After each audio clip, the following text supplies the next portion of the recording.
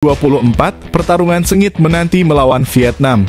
Hasil undian Piala AFF tahun 2024 baru saja diumumkan. Dalam undian yang diadakan di Hanoi, Vietnam pada Selasa siang waktu Indonesia Barat, Timnas Indonesia akan berada di grup B bersama Vietnam, Filipina, Myanmar, dan Laos. Sementara itu, grup A akan diisi oleh Thailand, Malaysia, Singapura, Kamboja, dan pemenang dari pertandingan kualifikasi antara Brunei dan Timor Leste.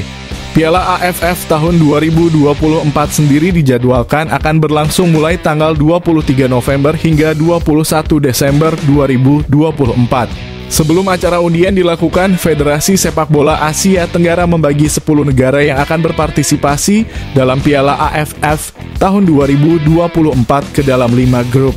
Setiap grup berisi 2 negara.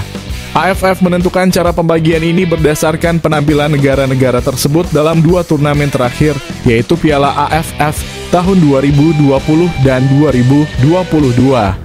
Hasilnya ada 5 grup dengan negara Thailand dan Vietnam masuk ke dalam grup 1, sementara Indonesia dan Malaysia masuk ke grup 2, dan seterusnya. Bagaimana format turnamennya? Formatnya sama seperti 3 turnamen sebelumnya. 10 negara akan dibagi menjadi 2 grup, masing-masing dengan 5 negara di dalamnya. Setiap tim akan bermain 4 kali, 2 kali di kandang dan 2 kali tandang. Tim yang berada di 2 posisi teratas akan melaju ke babak semifinal. Babak semifinal dan final akan diadakan dengan sistem kandang dan tandang. Pertanyaannya sekarang, apakah pelatih Shin Tae-yong mampu membawa timnas Indonesia menjadi juara Piala AFF tahun 2024? Rahasia terungkap. Mengapakah MS Kadeinse tidak memperpanjang kontrak Marcelino Ferdinand? Begini langkah mengejutkannya menuju karir gemilang di Eropa.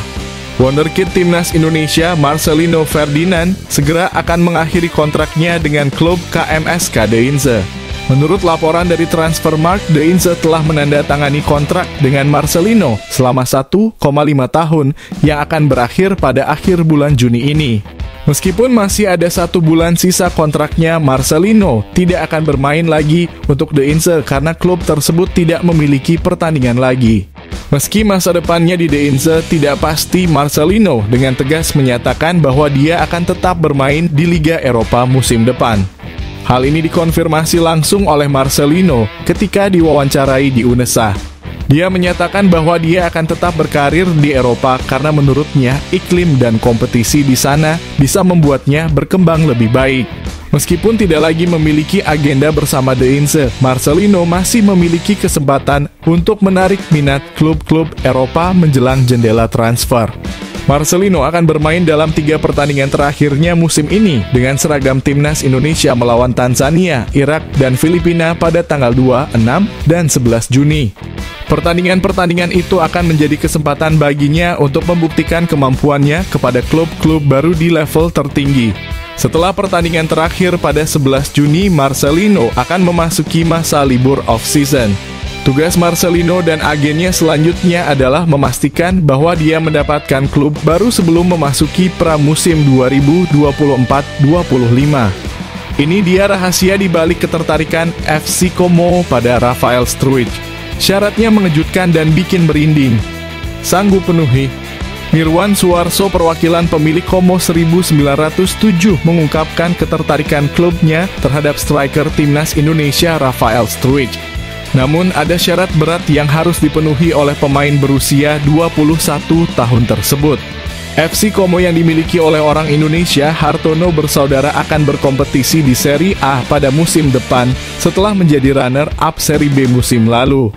Mirwan Suarso menyatakan ketertarikan klubnya pada Rafael Struijk dalam sebuah wawancara dengan tim KLY Sports.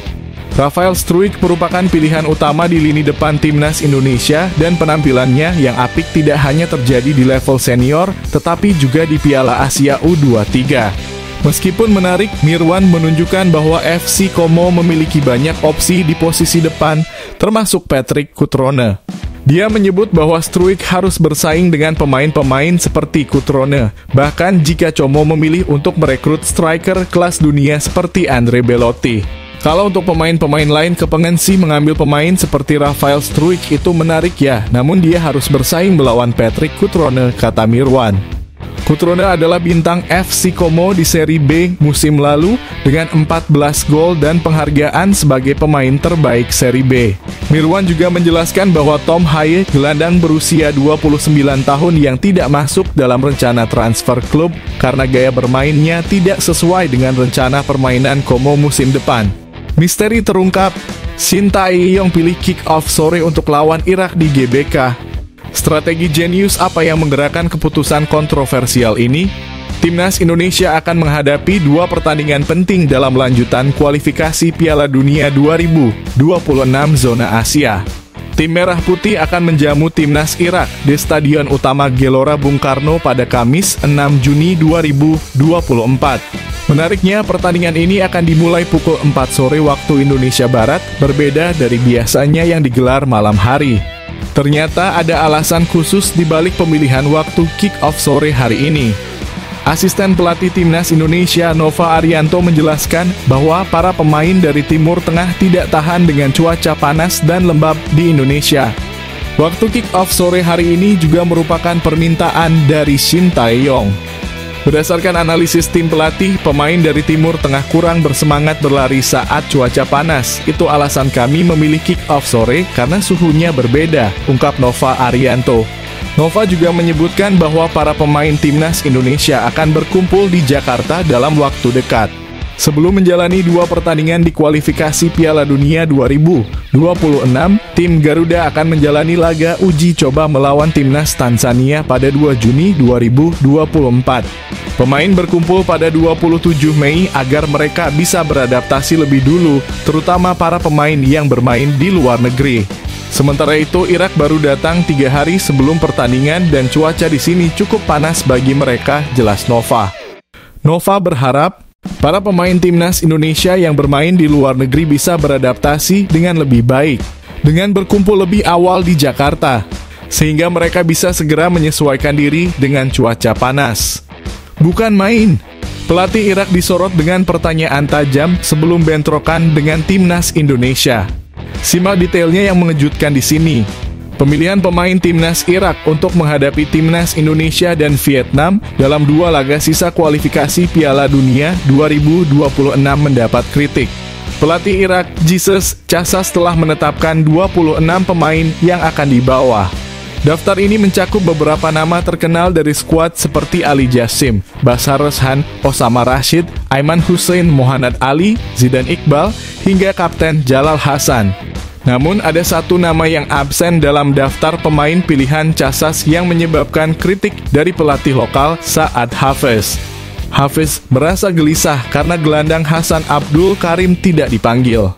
Absennya bintang klub Al-Zawra Hasan Abdel Karim mengejutkan saya. Pemain ini menunjukkan performa terbaik saat ini dan pengaruhnya setara dengan Ali Jassim, kata Hafez kepada Wewin. Tidak memanggil Hasan Abdel Karim ke Timnas Irak bisa merugikan talentanya dan mengembalikan kita ke masa sebelum Piala Asia. Saya merasa ketiadaannya akan berdampak negatif pada levelnya dan dia harus diperlakukan dengan adil dengan memanggilnya ke Timnas Irak, tegasnya. Abdel Karim adalah pemain sayap yang bisa bermain di sisi kanan dan kiri. Pada posisi yang sama, Casas memiliki beberapa pemain seperti Jassim, Ibrahim Bayesh, Basar Roshan, Lowai Al-Ani, dan Yusuf Amin. Meskipun Timnas Irak sudah dipastikan lolos ke fase ketiga kualifikasi Piala Dunia 2026, mereka tetap datang ke Indonesia dengan kekuatan penuh. Bombastis, Irak gandeng ex-Manchester United sebelum bertarung melawan Timnas Indonesia. Apakah ini awal dari balas dendam Ivar Jenner yang tak terlupakan? Timnas Indonesia akan menghadapi Irak dalam pertandingan lanjutan kualifikasi Piala Dunia 2026 zona Asia. Pertandingan ini akan digelar di Stadion Utama Gelora Bung Karno pada 6 Juni mendatang. Bagi tim asuhan Shin Tae-yong, laga ini sangat penting untuk menentukan peluang mereka melaju ke babak selanjutnya. Kedua tim akan tampil dengan kekuatan penuh dalam pertandingan ini. Irak pun memanggil bintang muda mereka, Zidan Iqbal, untuk menghadapi Indonesia dan Vietnam.